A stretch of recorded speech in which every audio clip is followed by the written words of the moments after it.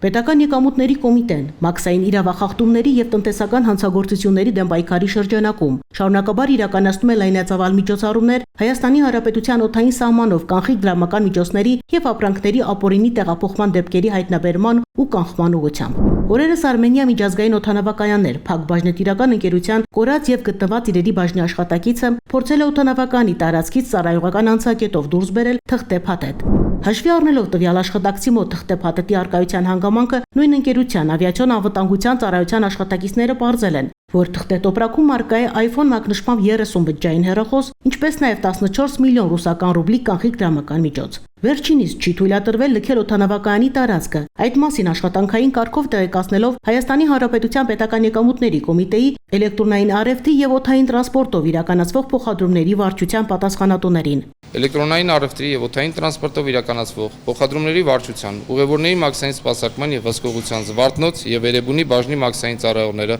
իրականացված մաքսային հսկողության արդյունքում պարզել են, որ կորած եւ գտնված իրերի բաժնի աշխատակցի փաթեթում արկա են 30 հատ iPhone մակնշմամբ բջջային հեռախոսներ, ինչպես նաեւ 14 միլիոն ռուսական ռուբլի կանխիկ դրամական միջոցներ,